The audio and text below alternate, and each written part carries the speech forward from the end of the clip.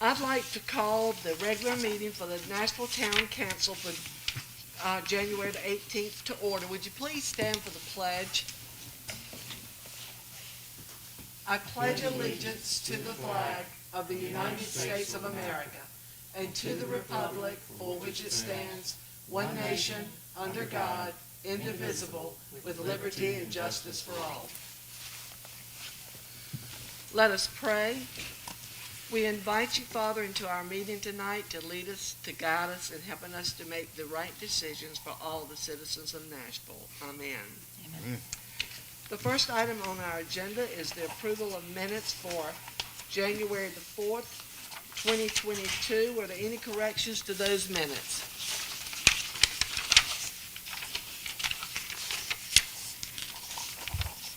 On the regular meeting, Yes. page 5. Sadly, Randy was not with us, so. That's true, but he was online. He was online. Some people say sadly, But some staff people present. said. Any other corrections for those minutes? I've got a question to ask about it. On the page 6, item number 4, public comments, when Mr. Davis came up and inquired about some problems or his concerns on Lakeview Drive. Randy, have you had an opportunity to get back with him and follow up on that? Lee did. Lee, you want to step forward and give the council a quick report?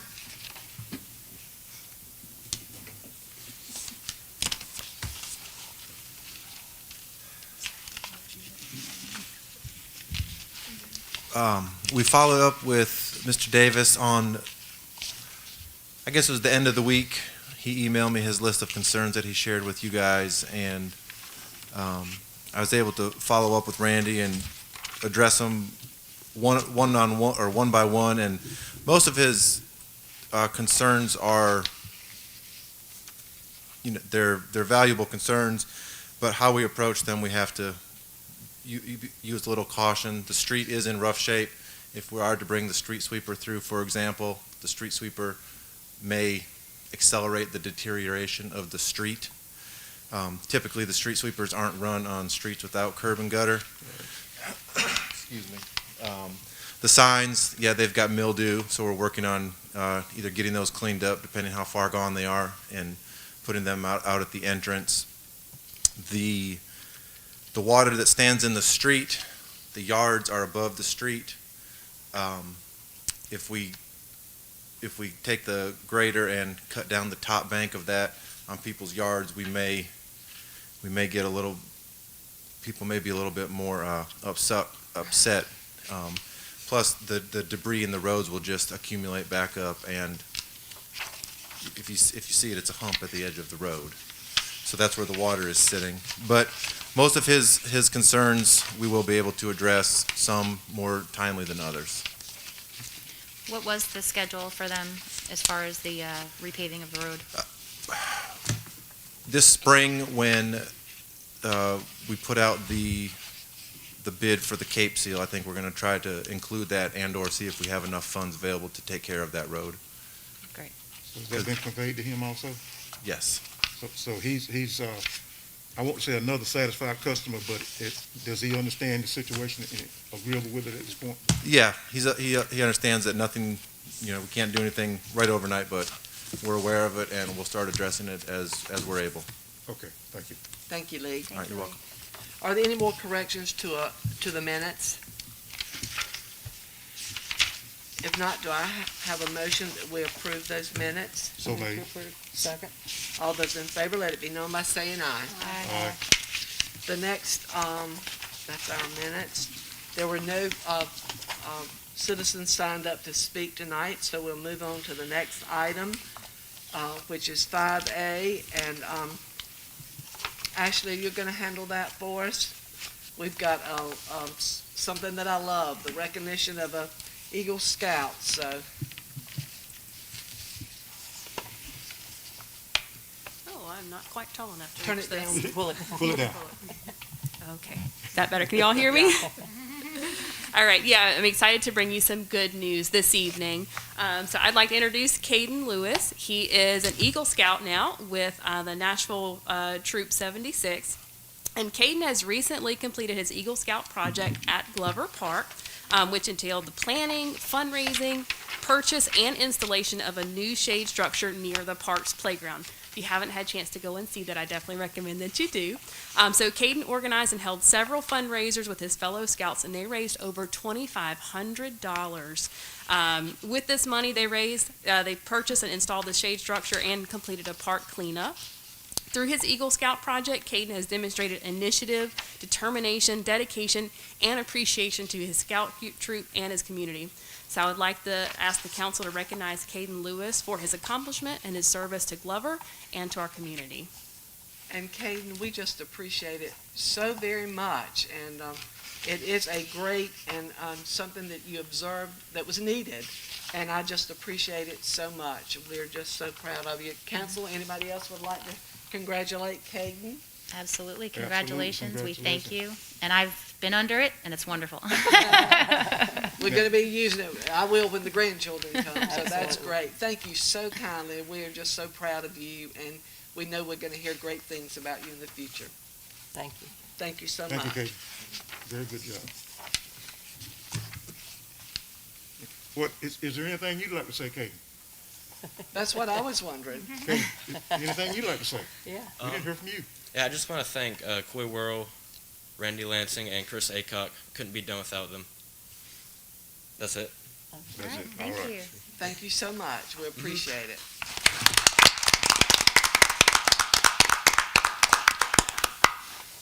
Our next item on our agenda is our inventory, our assessment. Randy, Sure. So we have, in the packet, there's a proposal with Matt Gay and Associates for Matt Gay and Associates to complete an asset inventory assessment on the town's water and sewer. And per the procurement requirements for professional services, the town has gone through the process of asking firms for statements of qualifications. The staff has gone through those, and we've selected a firm that we believe is the most qualified to do Nashville's asset inventory. As the state statute requires, now we enter into the negotiation period or part of that selection process. So we have the proposals for the scope of work that Matt Gay and Associates will do, somewhat of the time frame, and of course the cost. It's $150,000 to do the asset inventory assessment on the water system and the same on the sewer system for a total of $300,000. And we do have Mike Tolson with Matt Gay and Associates this evening here to answer any questions the council has. If you wish, he can start out by explaining the scope of services that his firm will do for this contract. and I'd like for you to do that, please. Absolutely. Good evening. My name's Mike Tolson. I'm with Matt Gay Associates. I'm the principal engineer for Matt Gay for the past 4 or 5 years. I've come before you before talking about asset inventory assessment grants and applying for that funding through the state programs. And we are still in the running with that state funding grant round that comes around with this. So these funds are still available to us in the grant funding rounds. But we are moving forward with the exact same scope that we would be working on if those grants were awarded to us outside of it. We have applied 2 different times, have not been successful yet, simply because it's a very competitive grant funding program. These ARPA funds that you guys are hoping to fund this project with are exactly what the state is hoping these funds will be used for in order to be able to get you ready for the next round of funding and the correct staging of the capital improvements that you need to help start managing assets better. So as far as the scope goes I'll just take the water system by itself or the sewer, either one. I'll say sewer. We will come out in town and we will locate every manhole, every clean house. We will pop the lids on every manhole. We will let's say, when I say locate, I will locate as survey grade. We will capture it with a GPS location, survey grade location equipment.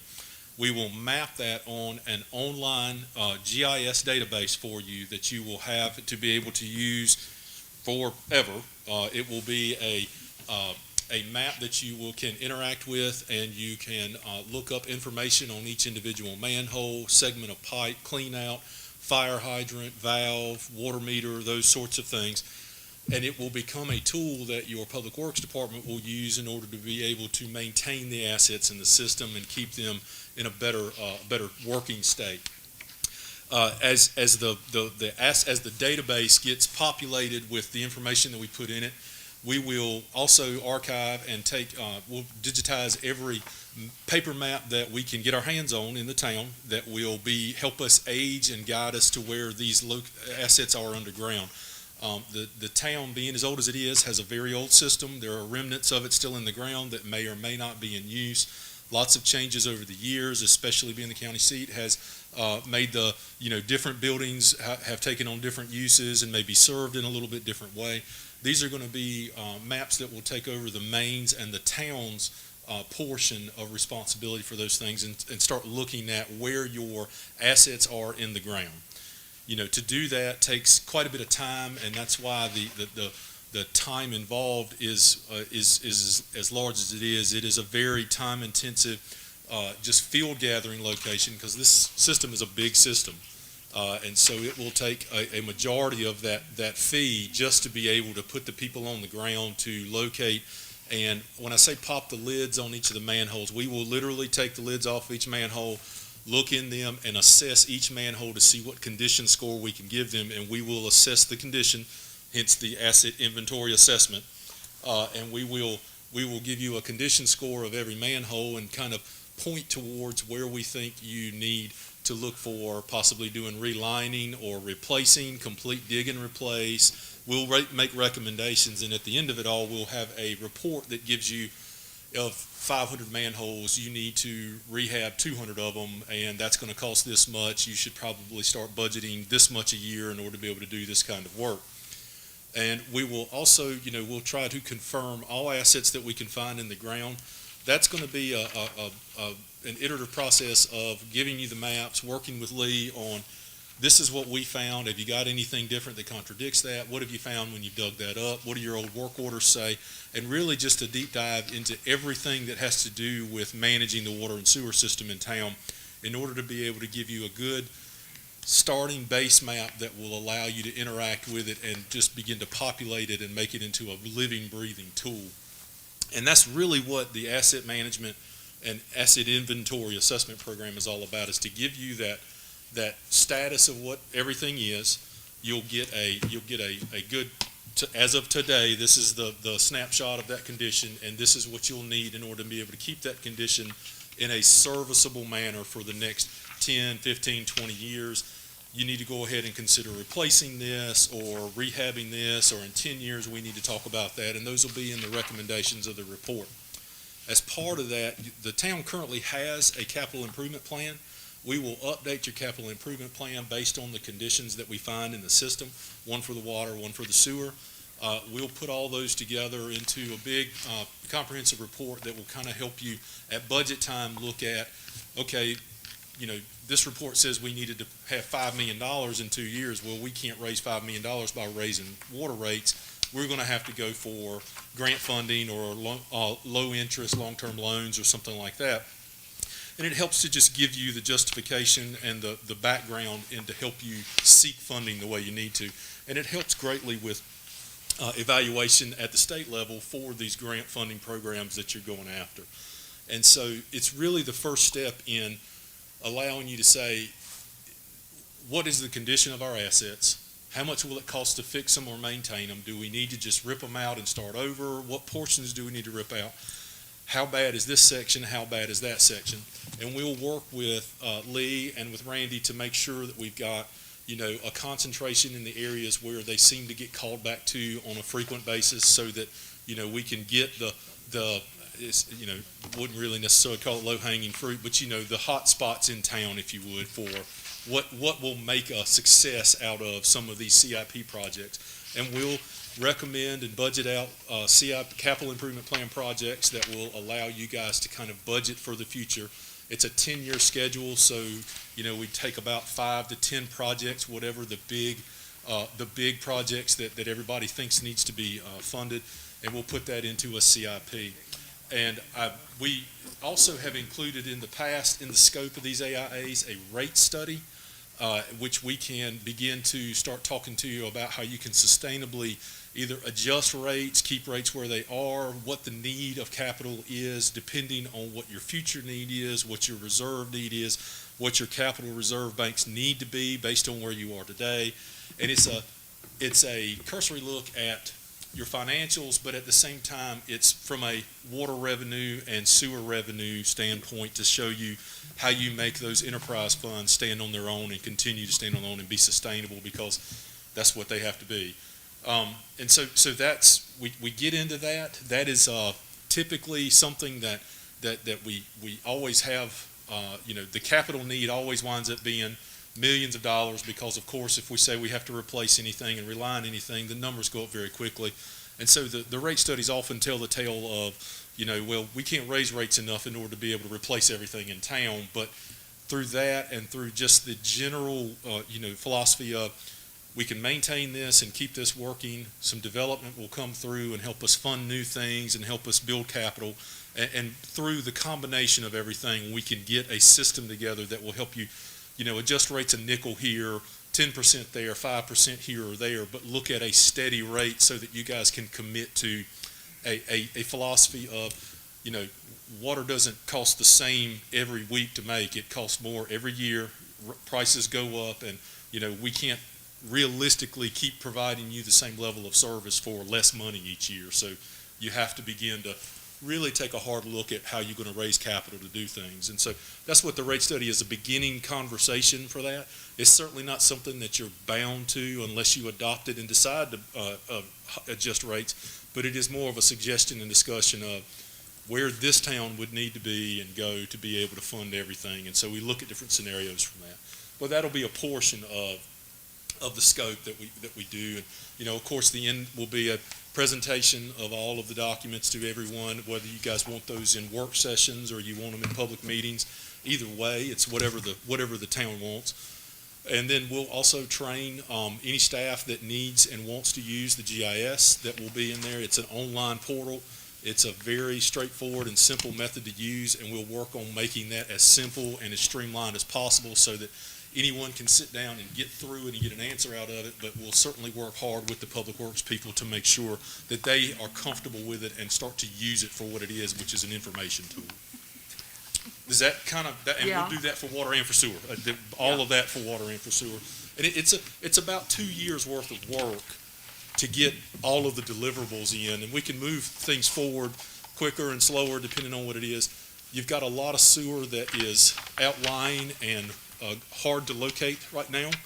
May be better to wait until a little bit drier part of the year to be able to do parts of that. So, but we would love to be able to begin locating equipment, locating inventory, some of the assets that are in the ground, the water, the sewer, in the streets out right now that we can get to easily, that we can hurry up and get the easy parts without too much rain or snow or anything on top of them. So we can get those done and not have to worry about the leaves out on the trees and going through woods and then, and the outfalls and everything like that. So we're eager to get started and happy to get started. And I think you'll see that as we get moving and do some reports and everything like that on it, you'll really like what's coming up. You'll get a picture of the system that you just haven't seen before. Council, do any of you have questions? Mike, you said this would take about 2 years?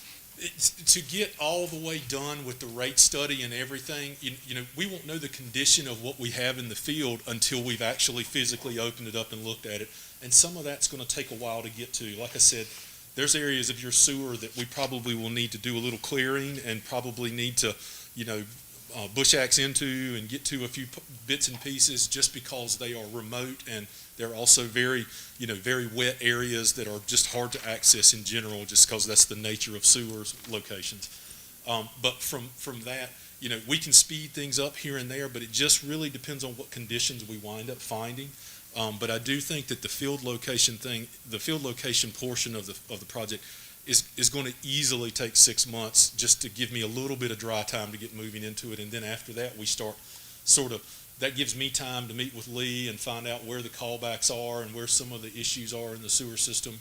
And then we can figure out, hey, this is based on real world, what's happening, what's going on. This is the condition of that asset. And we can start to kind of plot trends in where the work orders have been, where the water mains have been failing, where you probably need to focus a CIP project on, this main is broken 6 times in 5 years. We need to probably replace that line versus trying to just keep putting a Band-Aid on it sort of thing. So that's why I say it takes that long. Sometimes those things bear out very quickly, but I won't know until we really start digging into it. Any other Does questions? that answer your question, ma'am? Yeah. Okay. Where are some municipalities, where are some of your success stories at? So we have just finished a very similar asset management plan GIS database in Elm City, and we have put. They also were given a grant from a special appropriation through the state for disaster recovery, and we were able to take our condition assessment that we had prepared in the asset management plan and their CIP, and we were able to go straight to manholes that needed to be fixed that we found that were in bad condition. We took that grant money and put it into a sewer rehab project, and we relined 115 total manholes with and rehabbed, and we relined all of the vitrified clay in the system, which is historically the leaky parts of a sewer system. And we have been able to, and I don't have the full data on 4 or 5 months yet, but since we finished the lining, and we've just finished the last point repair on it literally this week, with all of that, we've been able to reduce their overall I&I by a considerable, about 30% that I can tell so far. Problem is we got a good long stretch right there at the end of summer and beginning of fall where it didn't rain at all. And then all of a sudden we got it all at one time. So I'm still waiting for some of that data to come in, because I get that one data point in a month, so I've got to wait 30 days until the next one to see if I've actually done any good. And when it doesn't rain for 5 weeks, I get 2 data points that don't help me very much, and then I get a month of rain. So we're looking and tracing and tracking, but we have rehabbed, and we're finally able to start that conversation with the state about getting Elm City off moratorium, which is, they've been on moratorium since, over 20 years. So we're trying, but we have finally started putting data on the board that supports that case, and that's the first time that's happened in quite some time. So I'd call that a success. In Spring Hope, for instance, we're working on their system right now, and we've already been able to help them identify areas that need it. Now, they were able to put a appropriation in the budget, or ask for an appropriation, where they got several $1 million for some capital improvement plans, and those were based on conditions that we discovered during our field inventory that we haven't even finished the report yet, and we were able to convey some conditions where they were able to ask for that special appropriation. I won't say we're responsible for them getting the money, but I will say that we let them know how bad some of the situation was in order for them to ask and be a little more adamant about asking for that money. So, but we've done these. We're working on the Nash County Northern Nash water system for the expansion project and mapping that for them. And so we've got a pretty good base of everything around. We're working in Middlesex, working in Spring Hope. We've done Elm City. We've got quite a bit in the area around, and good GIS programs going everywhere for all of those towns. So I think this will be a useful tool for you. Any other questions? I had 2. So this is going to take care of any unknown locations of pipes, or what shuts off what? It will be the first step in figuring that out. So part of the issue with what I can do as an engineer and not as a town employee, I can't touch your valves. So I need somebody from the town to look at. So what shuts off what is somebody from the town, or I need somebody to allow me to operate valves. Now, if one breaks, somebody's got to fix it, and I don't have a backhoe and all the things to fix it with. So we often like to have that kind of chain of custody, or chain of who's going to maintain the valves. that's still going to be somebody from the town. Now, we can work that into the system and try and do some exercising and stuff like that, but we have not routinely done that because it can take days to find out what one valve cuts off. And you probably have upwards of 600 valves in your system. And so we just don't have that level of time, but we can certainly try and see what's operational. We can confirm some sizes by turning some that we know are working. What I have found in a lot of towns, when we start going and turning valves randomly, we break more than we learn. And especially some of these towns that have a lot of this deferred maintenance, that you just don't know what's going where.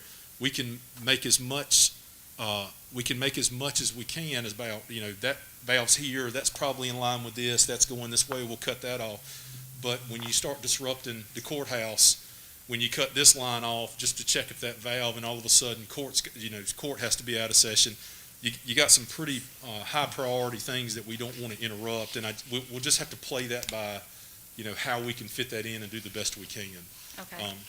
And I don't mean to skirt your question. That's a difficult thing to address in the scope of what we got here. If we can just get a map to begin with of where we need to start pointing and looking, we can move from there and hopefully kind of figure out where a valve exercise program, because one of our typical CIP projects is to put a valve exercise program in so you can evaluate and then replace broken valves, so that you begin to budget for that each year to replace 10 valves that a year that are bad.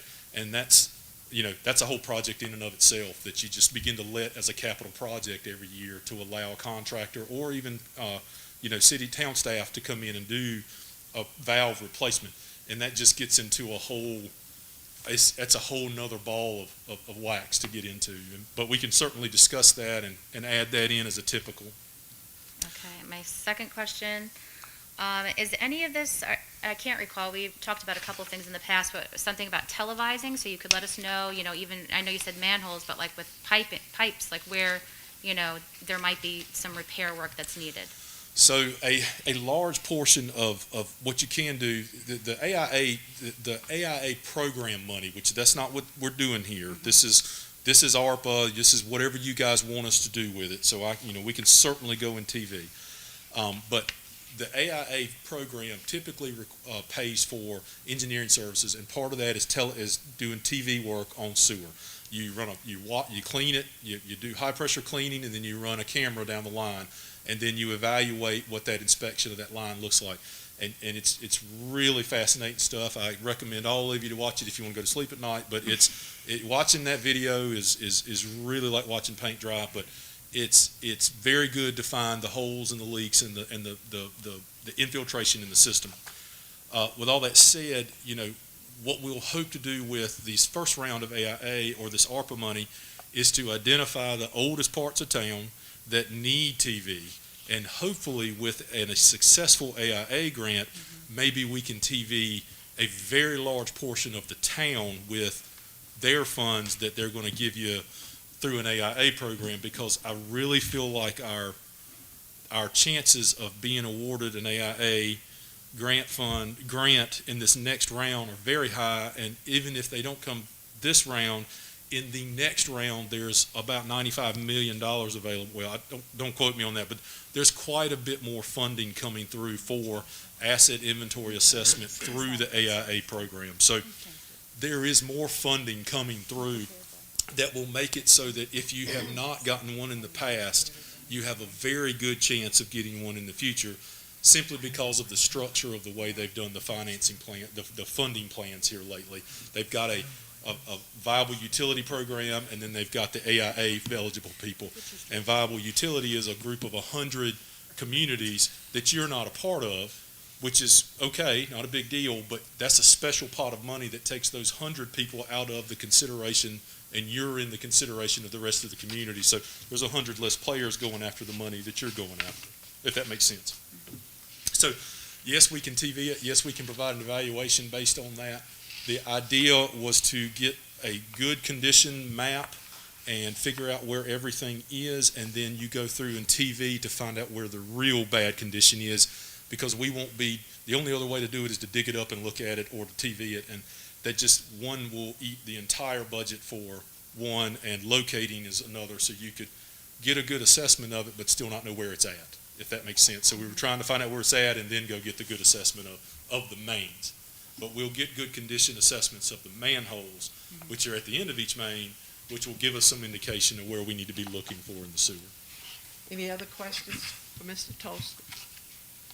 If not, in your packet, you have the resolution number 2022-02, and after reading that, do I hear a motion that we approve it and allow Matt Gay and Associates for the inventory assessment?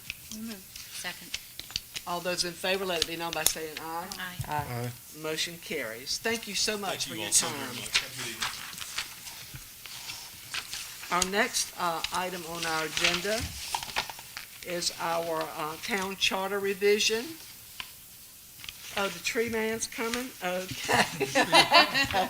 Okay, we're going to skip over that and go to Donald. Dr. Street, take the podium. Good evening, Good evening. distinguished council. I come before you with something that sounds rather silly on behalf of the town tree board, like cutting limbs. Why should this council be involved in something as simple as cutting tree limbs? But we've got some complications we need to talk about. We have got a package, I think it's in your package. Yeah, Some we pic- have that. You have that, some pictures we took. We had a PowerPoint, I thought we were going to have, here it is. Before we get started, let me compliment Ashley Hamlet in putting this thing together for us. She is very competent with this kind of thing. We've got actually 3 issues. Let's take the last one first, which is the easiest one. You'll see it's on 112 East Washington Street. The tree with no limbs? No, it's the last picture. Oh, I see. I'm sorry, 209. Oh, East The Washington. one in front of the Methodist Church. Let's take this one first. This is the simplest one. 209? 209 East Page Washington 44. Street, Yeah, your last photo. Okay. You'll see directly in front of the church, there's a small replacement tree with a larger tree to the right leaning over it. The first limb you see vertically going to the left is causing the replacement tree to grow sideways. What we were recommending is that we cut that limb off flush with the trunk, and the one on the other side flush with the trunk so the tree will stay balanced. And then directly above the replacement tree, take 3, maybe 4 feet off of the next limb above it. So this tree will have a chance to straighten back up and start moving. And then we'll wait and see what the leaf weight does in the summer to see whether it gets back in the way of the thing. This, I think, we can accomplish with the town street folks. Just a matter of cutting the trees off right and using the bucket truck and this sort of thing. Pretty simple thing. But the other things are a little bit more complicated. Mr. Street, before we leave that, Yes. how tall the replacement tree, how tall are we expected that tree to, what kind of tree is that and how tall are we expecting? It's the same kind of tree you've got down there, the willow oaks. Okay, They'll run, if all is well, they'll run probably between 80 and 110 feet. okay. And Was it- Dr. Street, they were planted to replace these older Yes. trees. Yes. And we are keeping a lot of them from growing because we're sheltering them from the older trees that are dying out, right? This is correct. The council made a decision, I don't know, probably 10 years ago to put these trees there because these other ones were dying off. We've had 9 fall, as you already know, all of which were hollow. The ones in front of the Methodist Church, as you may or may not know, took a real hit in 2000, I think it was 3, when the DOT dug up the street directly in front of the place and put in a stormwater drain that was desperately needed. And it killed the roots of the trees. They've slowly gone away now. But if you look at the replacement trees in front of the Methodist Church, you'll see they're coming on nicely. They need to be mulched and loved a little, but they'll come right along. But there is a deliberate plan. We've lost 3 to drought, I was told, because they just sort of died, and we lost 2 to vandalism. Some of the neighbors didn't like them and chopped them down. So, we need to give consideration to that also, because if you look down towards First Street, all the tall trees down there are now gone. except for the two over in, actually one now over in Frank Adams' yard, there's one in front of the Cooley House. But down that way, the street's very bare. That needs to be given some consideration at some point in time. Okay, now the ones that are difficult.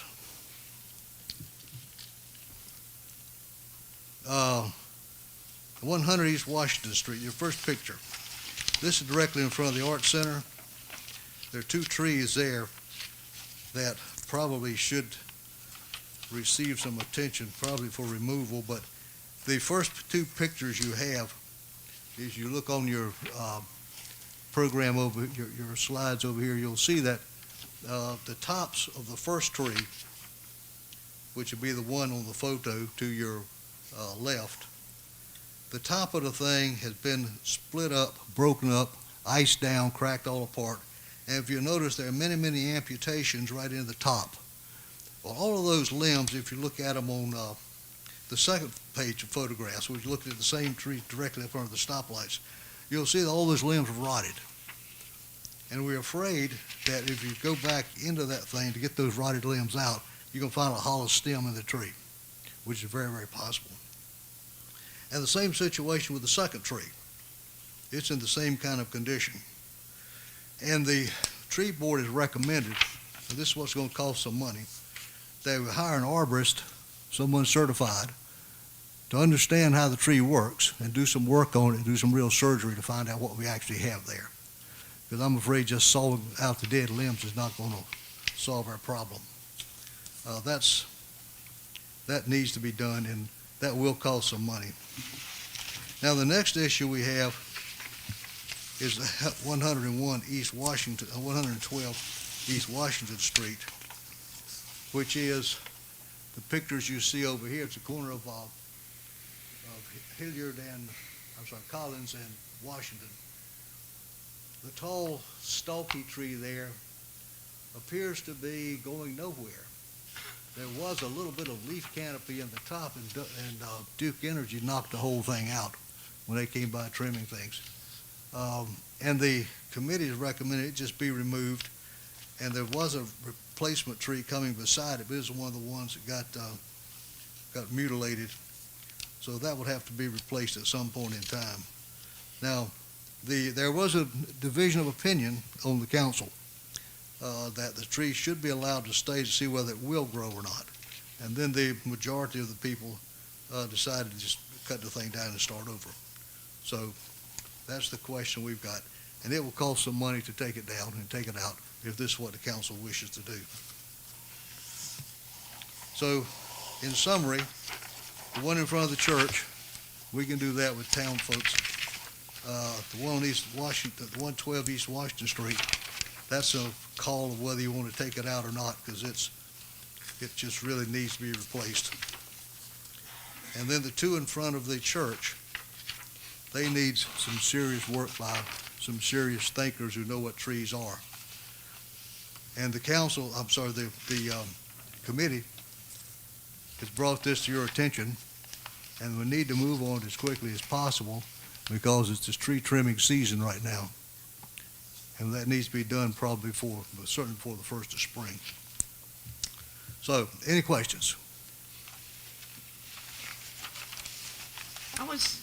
This is just a quick question on Dr. Street. Was that tree on 112 East Washington Street that has nothing on it? How did it come out when they went up and down the street and said the trees we should have removed? It was one of those to go. You see it's got paint on it? Yeah. That was the one we'd marked for taking out. Originally. Originally. When the second person came through, And then we backed off of it. I think they basically said even if it tips over, it won't cause any property damage, so just leave it. Okay, And it was showing a bit of canopy growth, and then Duke came through with their overhead machines and whacked all that stuff out. And it's pretty much just a nub standing there now. It is. It really I is. think that tree, my own personal opinion, that tree at 112 East is more of an eyesore than it is anything else. Right. I would be on board with taking that down.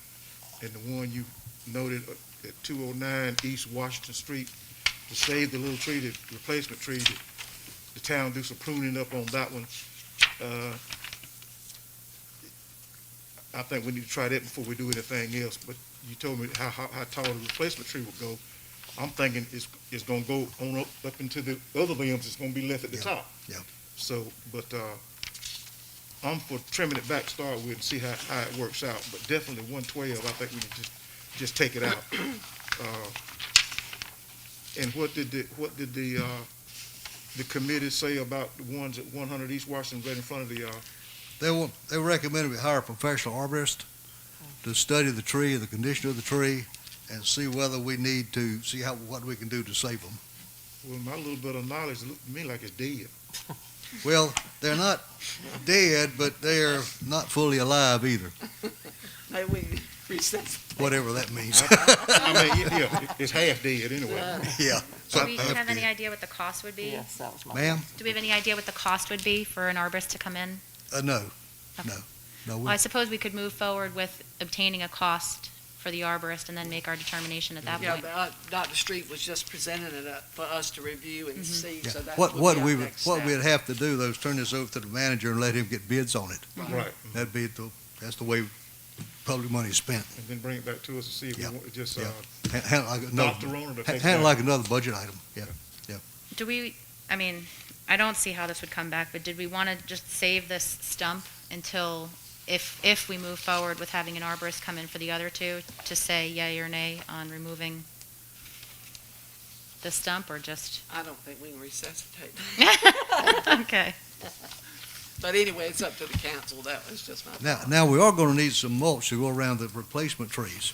Right. And when you grind these things up, it does leave a lot of mulch, which we lost some before when they took those other trees out. And then if we I don't know we why that. remove just the trunk of that tree, we're gonna need to put a tree to replace it there. Yeah, there'll need to be replacement trees, and we need to consider sometime in the budget as we go forward for some more replacement trees to replace the ones that have already been injured. Yeah. There's probably a half a dozen of those. Did you say there was already a replacement tree at 112, or that one was destroyed? That was one that died. Okay. There was one, let's see, where's the best picture here? On 112, the picture on the left, Mhm. you'll see the crepe myrtle there. Mm-hmm. There was one just to the left of the crepe myrtle Okay. that went out supposedly from drought. Okay. It just up and died. Broke my heart. But anyway, as you go forward in planning your budget, I would recommend that you consider working some money into the Parks and Recreation budget for these sorts of things as we go along. Because that's going to be, you're dealing with organic items, this stuff's going to be happening all the time. Thank you so much, Dr. Street. Okay, We- you're we welcome. will press forward for the good of the trees. But again, now let me reiterate, time is of the essence if we'll get it done this season. Okay. Yeah. Everybody hear Because that? it's easier to wait till next season, next year, but the trees can't wait. Okay, thank you for your time. Thank you so Thank you. very much. Everyone have a nice evening. You too. Thank you, ma'am. The next item on our agenda is our charter. And we received it in our packet to review. Sarah, you want to? Sure. I am hoping the agenda report was easy to digest, but ultimately, Randy, myself, and Raz are all working pretty quickly on this charter. We're hoping that work is proven in your packet. We have two different drafts available to you. One of them is a cleaner cut black and white copy with a few notes on the side margin. And then there is a large 11 by 17, which shows you the full breakout, all of the comments that Raz had, and kind of explaining his suggested changes and additions, removals, all of that good stuff. So he is going to be here actually on February the 15th, and that is hopefully when we will host our next public hearing for this charter, if you guys approve the resolution tonight to do that, to move forward with that intent to host a public hearing. If you have any questions in the meantime, Raz is very responsive. Yeah, we're trying to get this in as quickly as possible for the next legislative session. We don't have a firm deadline yet on when local bills must be submitted. We're hoping to have that date anytime, but until they adjourn their session, we're not gonna know their schedule for 2022. Right. So all we're asking tonight is for you to pass that resolution 2022-03, which allows us to move forward in advertising another public hearing for the town charter. Do I hear a motion? Second. Second. All those in favor, let it be known by saying aye. Aye. Motion carries, so press forward. So that's when we can ask him all of our questions about, If you'd like to wait and ask him then, that's fine, or you can answer anything else for you in the meantime, whatever Okay. you prefer to do. okay, great, thank you. Thank you. The next item on our agenda is the planning board appointee. Who's going to handle that? Would you like to?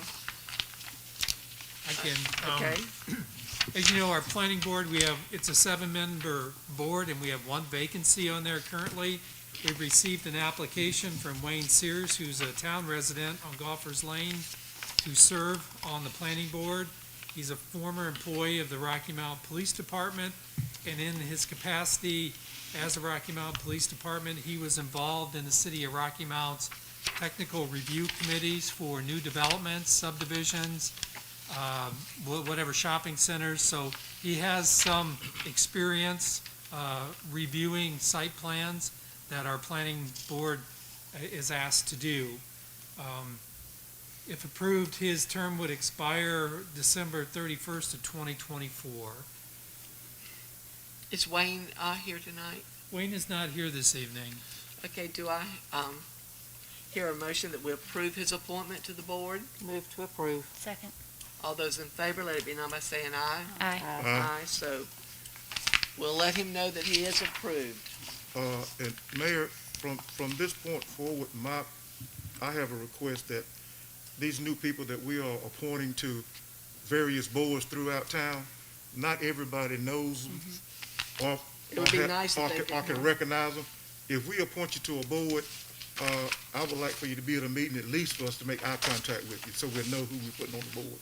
Larry, some years back, we requested that. That's right, that's how it used to be. Yeah, and I just think that's the way it should be. The way it should be. Right. And So it- we'll just tell them that if they can't be here, we won't approve them until the night they can be here, final council, because I agree 100%. And if they We don't have need to time, know these people. and if We they have don't a have lot of time to come, that's gonna lessen their chance to be approved.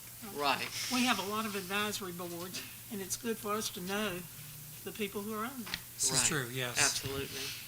Thank you, Larry. That is a great suggestion. At this time, our next item is, I'll turn it over to our library director, Tequila Austin, to share this with you.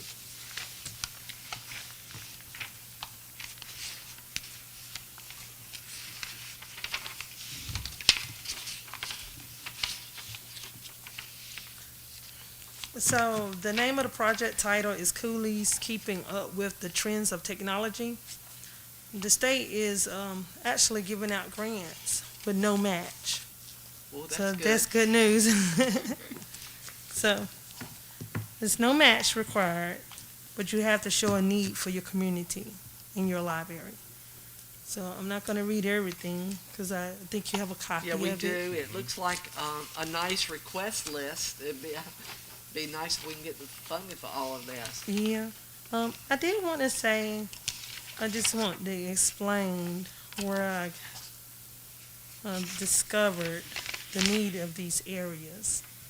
So currently, in the library since the last 2 years that I've been here and Can prior. you speak a little Okay. louder? Because Randy said if you aren't right near the Oh. mic, they can't hear us Okay. if they're online. Is it okay for me to take it off or just keep it Sure, on? yeah, while you're speaking. If you're comfortable with it. Okay, so prior to 2 years ago, because I've been here now 2 years, the library has been actually facilitating very well with their finance.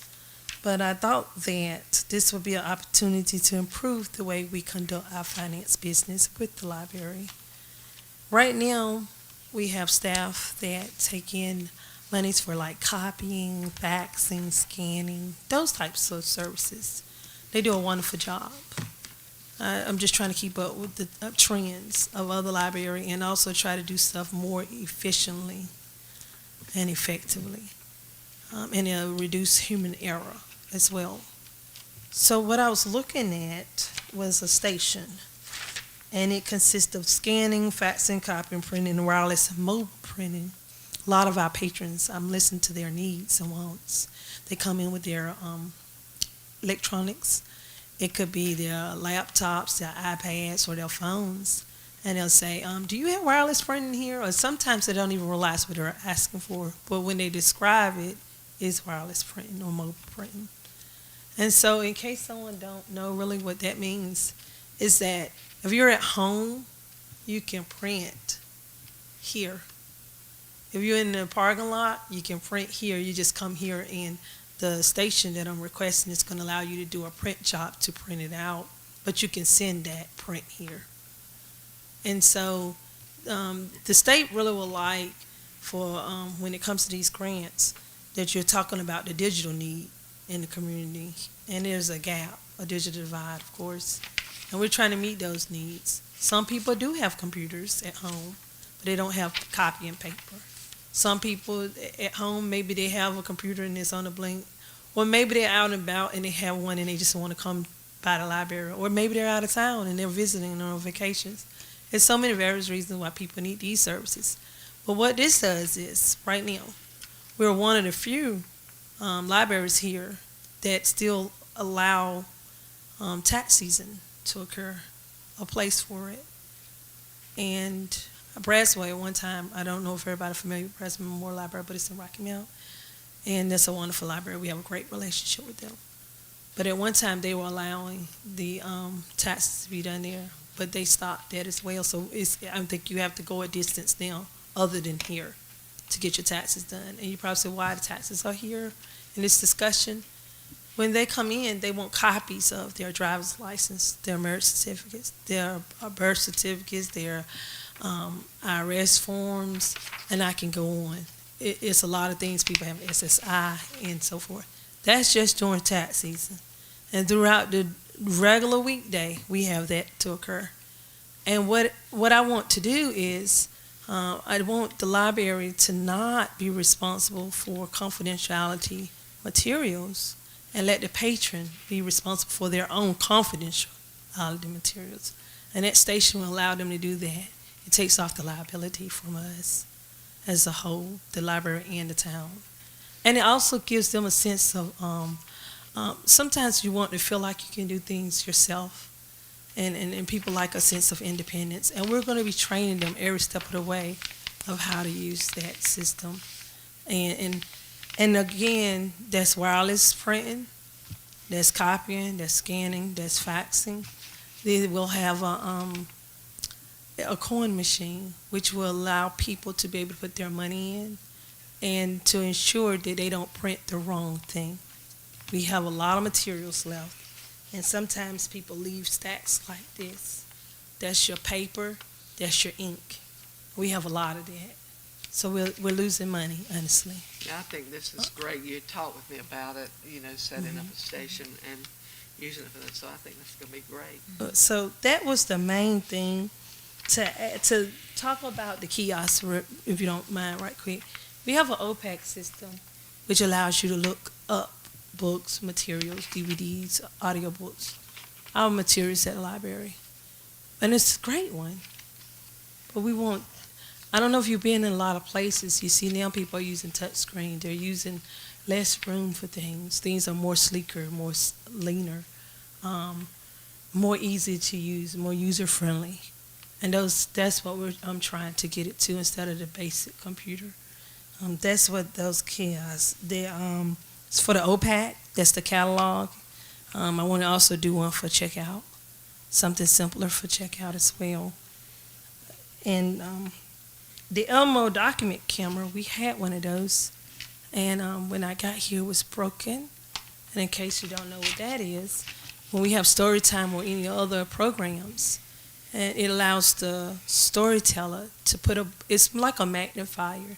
They put a book down on a projector, and you can read along sentence by sentence, word by word, and follow along so the children can learn to read.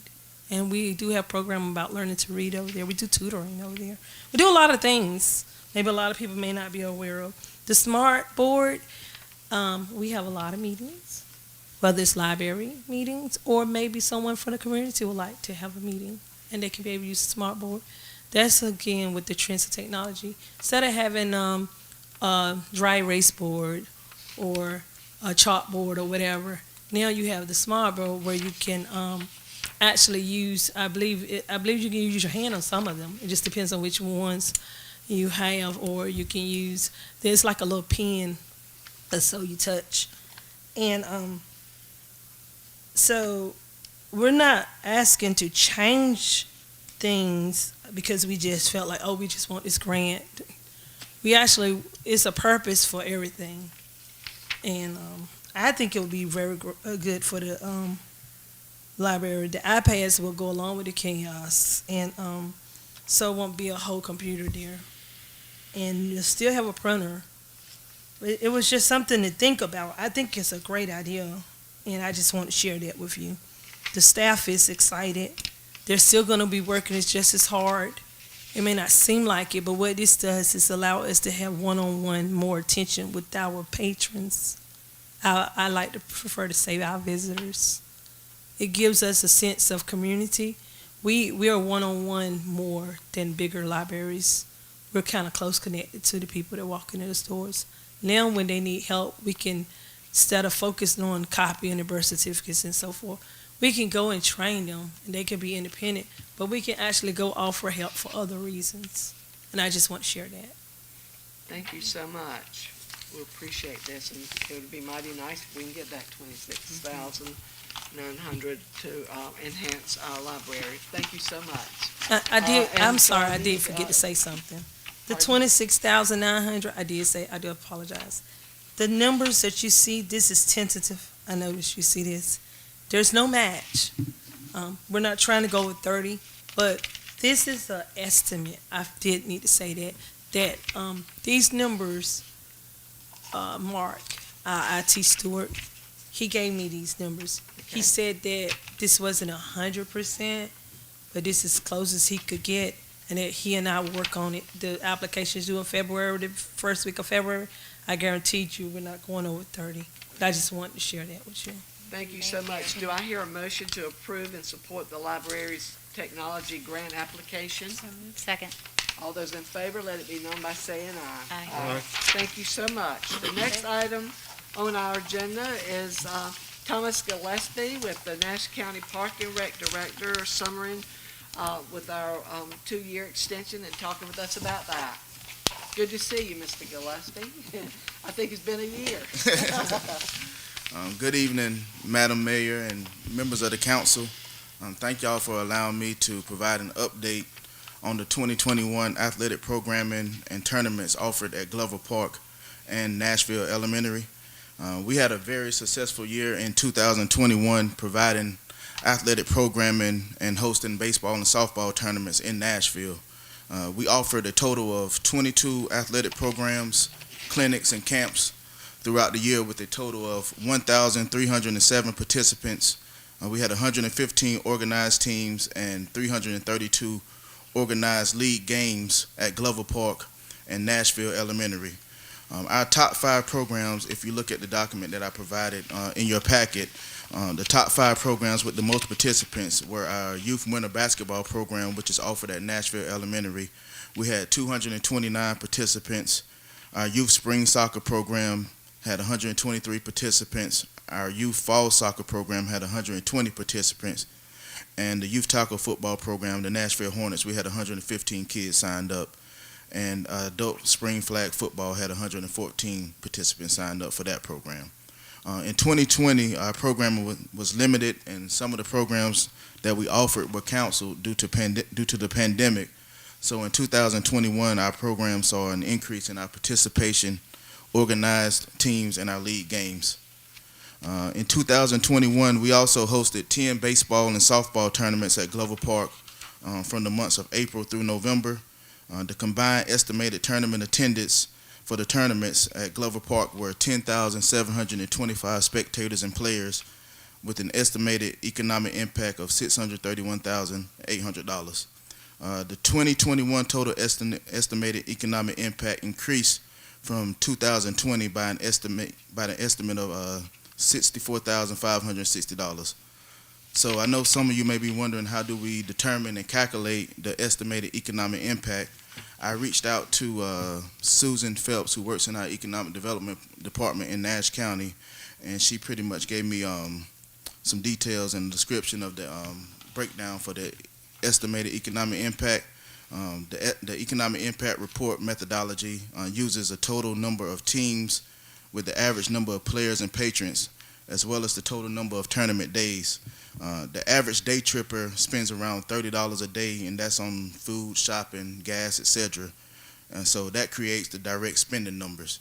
The indirect economic impact multiplies that number by 2 to account for job creation, sales tax revenue, and other indirect economic factors that create a healthy economy.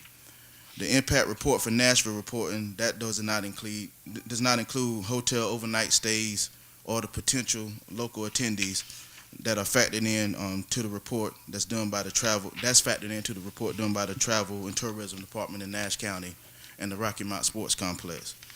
These numbers are widely used by the industry and scaled down to meet the cost of living of each community. Nash County uses the formula from the city of Rocky Mount in a scaled-back version to represent the town of Nashville's economy.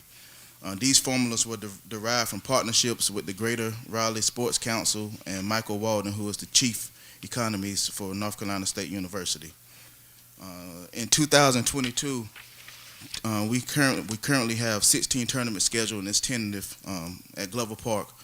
Of course, the numbers may change due to the amounts of teams and inclement weather. Last year, we had to move some tournaments and teams to other locations from what we had scheduled at Glover Park. We had to move them to Rocky Mount, Spring Hope, and Tarboro because baseball fields 3 and 4 at Glover Park, they don't have lights. So once it gets dark, we had to move those tournaments to other locations. It not only affected tournaments with no lights on fields 3 and 4, it affects our recreation league games and practices as well, especially during our fall season for baseball, for our baseball, t-ball, and softball programs. Our soccer program is also affected by not having lights as well. Over the past couple of years, we had to move our practices from Glover Park. Once we enter our fall season, we had to move those practices or offer the coaches to go practice at Ennis Park in Red Oak because there are no lights on the soccer fields at Glover Park. We also had to schedule soccer games and practices for the older kids, 11 and up. We had to play at Nashville Elementary over the past year because we don't have enough room at Glover Park in this multi-purpose area to have football going on during the fall and soccer. So we had to move the older age group to Nashville Elementary. Our staff, we received quotes for installation of lights at fields 3 and 4 and the soccer field at Glover Park. So the total estimated cost for the installation of lights on the baseball fields that we received so far is roughly around $290,000 and $185,000 for lights on the multi-purpose soccer field. And at this time, that concludes my report, and I'll be willing to entertain any questions that y'all may have on the tournament participation and the numbers at Glover Park and in Nashville Elementary. Any questions, council? Mr. Gillespie, I've got 2 questions for you. Yes, sir. And I'm going to ask you a direct question, and if you can, please give me a direct answer. Yes, sir. How many Nashville residents, children, have participated in these activities? The numbers that I gave you. How many people that live in Nashville have been involved in these activities? Programs? The programs. The numbers that I gave you in the packet, those are strictly Nashville Glover Park numbers. The Nashville residents numbers. Nashville resident numbers. That's not our total program numbers because, say for instance, our soccer program, we have over 500 kids in the program. All from Nashville? No. Total Just the in the numbers you county. gave. The numbers that I gave you in the packet, those are strictly Nashville residents or participants that signed up for Glover Park or So it doesn't Nashville even Elementary. include the Nashville residents that are playing out of like Ennis or playing out of a different home field. Right. That's just Nashville residents playing out of Nashville. Correct. Okay. And how much revenue has Nash County gained off of this after expenses have been put out? How much revenue have we gained?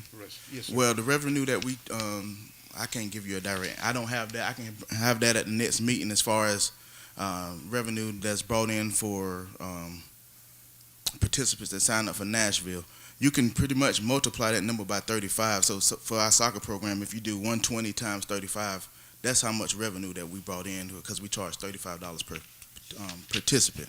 As far as tournaments, we only charge $150 per field to use the fields at Glover Park, Spring Hope, Ennis, Red Oak. It's only $150 per field per day to rent the facility to host a baseball tournament. So really, you're just looking at the economic impact. Correct. Yeah, I don't need to know it. Well, it's good to know the economic impact, but I want to know how much Revenue. revenue. Correct. All right. Well, You understand what I'm asking for? yeah, yes, sir. I have that to you, and I can send it to you in an email, or send it to Randy, and or send it to the board. If you would, I appreciate it. Okay. I noticed that your most robust program is the basketball program at Nashville Elementary. Correct. You had 229 participants. Yes, ma'am. I congratulate you on the utilization of that facility, Thank you. because it's not in use all the time, and it's a nice building. It is. Surprisingly, it does get a lot of use. We Yeah. tried to schedule a couple of futsal practices there, and you could not get a night. Yeah. So the need for gyms are definitely It's out there. yes, it's definitely a need for gyms in Nashville. Well, the good thing is we have one, and we're using it. Right. Absolutely. Yeah, we're running out of space, especially, say for instance, our indoor soccer program that we offer at Cooper's. We offer basketball and indoor soccer, and we had to move practices to Swift Creek because we running out of space. Have you been able to use Nash Central's gym? And the principal didn't allow us to use it this year, but in the past we've used it for a volleyball program and basketball. But the Principal they got now don't want to have it. I'm not speaking for that. We were denied usage of the gym. Okay. Yeah. Thomas, do you think that the Nash Travel and Tourism Authority might be willing to help with some grant funding towards the lights? That's Since something this that we is can look helping with into. tourism for the Yeah, that's something we can look into. I can reach out to Barbara and see if she have any contacts, or see would they be willing to assist with providing lights at the Glover Park. All grants. Is there any way you can email us that formula for economic impact? I'd love to know that. Okay, I will I reach. mean, you kind of explained it, but that was my first question. How do you figure it? Okay, I will reach out to Susan and see if we can get that formula, and I will email it to you. Thank you. Well, mine's not a question, but a comment, and I just want to say thank you to Thomas. I think we have a wonderful partner in Thomas. Being a parent of kids that participate in these programs, he has been very helpful, very receptive, and has some really great ideas about how to improve participation in the Nashville programs and how to better serve our citizens. And I do want to follow up. I met with Ricky Wells, who runs our soccer program in Red Oak and is on our part-time staff. And we will be offering a free clinic at Glover Park February, I want to say it's the 12th, for participants ages 4 to 15 to try to get the participation and the numbers up in our soccer program at Glover Park. It's I think it's the second Saturday. I don't know the date off the top of my head because we just met Friday. But it's called Skills and Drills, and it's going to be free to the public. Perfect. Yeah. Thank you. Well, I want to clarify some stuff. I asked you some questions sometime, and I don't want you to think I'm trying to be hard on you. Oh. Because, and I have asked some very poignant questions from you. But I only ask those questions because when I have citizens confront me on the street, I need to have a good answer for them. I understand. And I want to be one of the first to commend you, or the second to commend you, that for the outstanding job that you're doing, because I have a tendency, I don't have any kids of athletic age anymore, but I have, this past season, I went by the park on several weekends, and I would have stopped, but I wouldn't know where to park. Yeah, the parking. So, I mean, you're doing an outstanding job of getting tournaments in here and getting the people on the field, but I just want to know how many of my constituents here in Nashville was benefiting from it, and where's all the money going? That's my concern. But you're doing an outstanding job. Well, thank you. I appreciate the comments, and we definitely have a great relationship with Coy and Ashley and they're great to work with, and Randy as well. So thank all y'all for this partnership, and I think it's best for the town of Nashville and the county, and hopefully we can stay partnering together for years to come. Thank you so much, Thank Thomas. We appreciate it. Thank you. And this is for our information only. He's going to get us the information that you requested. Right. Thank you so much, Thomas. Thank you. Any comments from our town manager? I have none, thank How you. about the council? I have none tonight. If not, thank everybody that came out tonight, and we hope you have a good rest of the week. And do I hear a motion to adjourn? Second. Second. All those in favor, let it be known by saying aye. Aye. Motion